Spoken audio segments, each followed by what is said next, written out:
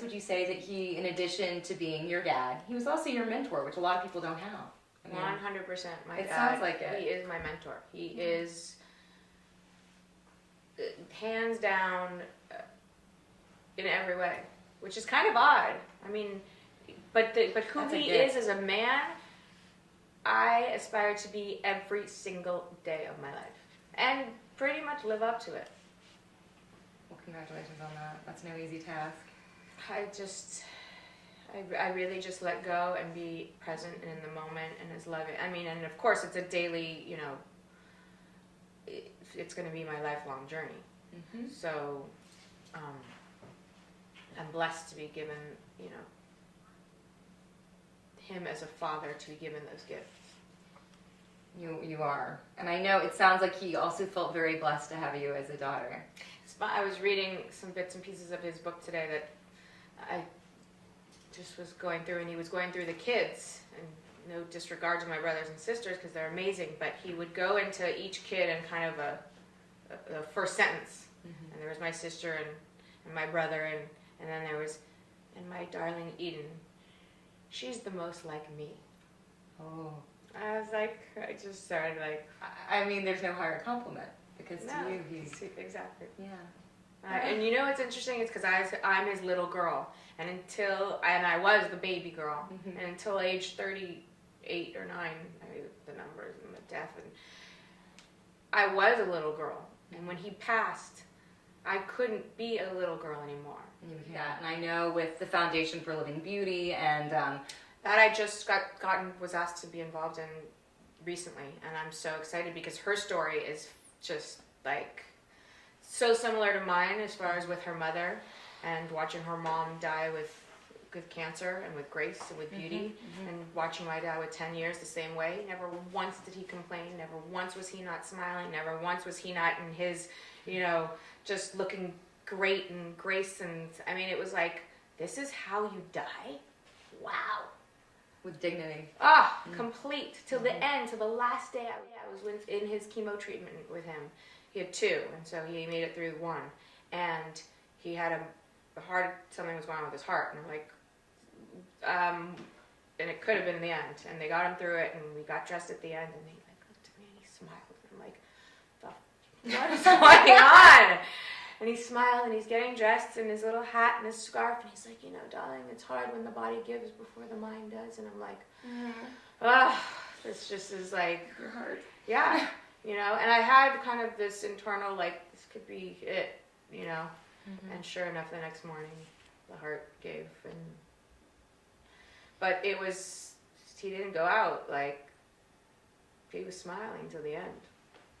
And that says a lot about him and how he lived his life. And what a legacy he's left. And now you and your legacy that you're leaving for your children. Oh, yeah. Well, I will go out carrying on his legacy. He said to me one day, you know, I wonder if it'll be forgotten or if I'll be remembered. I'm like,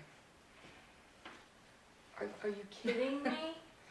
And it's not because of hair, and it's not because you've come up with an original idea. Well, it is, in one way.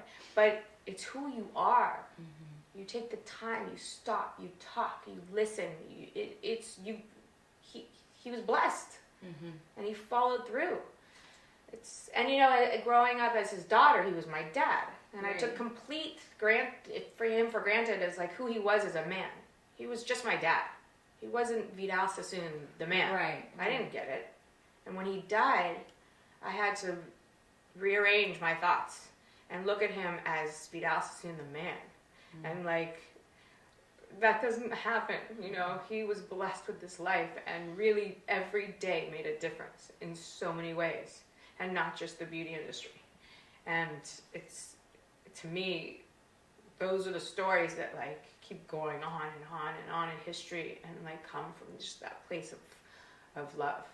I have to like put my hand. I'm like sweating. No, it's wonderful, and I mean, and you're continuing what he did. You're furthering it and taking it in your own direction, which is so beautiful. And so many people wish that they could do that with any kind of legacy their parents, leave. And yours had such a huge legacy to leave that the fact that you're, I think if you're just real and you're just organic and you're not afraid, and for all the things that I've been through in life, it's like, I'm willing to share them. I'm a single, sober mother. And that says a lot, right? Those words right there. Single, sober mother at 40. Yeah. Okay. Why? Where did that all come from? And I'm not afraid to show all that. And, in losing people, and my sister, and she overdosed, and blah, blah, blah. We all have a story. But people don't share.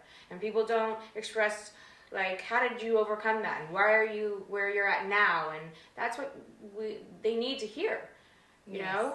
Yeah. And there was something about my dad that I really haven't shared to too many people, that in his grace, and, I don't need to take free. I didn't know he had cancer for about 3 years. So he kept that.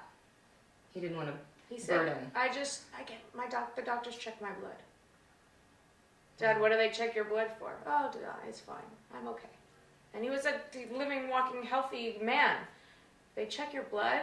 Okay. Of course, it's my dad. I'm going to believe him. Right.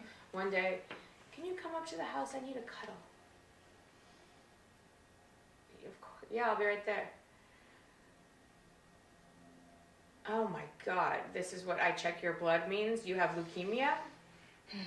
So you have a death sentence. You basically have 10 years. They've given you the max amount of 10 years. So, that's just for me to digest, and it was what it was.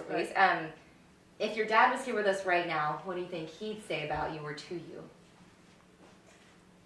My dad, he would just have this look in his eyes and this smile. And the smile is just infectious, and this laugh that you look at him and you're like, wow. And he would say, probably, I always knew you had it in you. Oh, I just gave you chills. Yeah. And he would just tell me, But one of the last things he said, I went over and I was crying and I had this fear. And he said, wait, I didn't raise you like this. You go get him. You can do this. I said, but what if I fail? What if I lose everything? He said, then you start over. I'm like, God, you make this and then this and now this. Okay, I got it, Dad. Thanks. This is my dad's name in Hebrew, because he, in honor of him, and he was in the Israeli army. It's beautiful.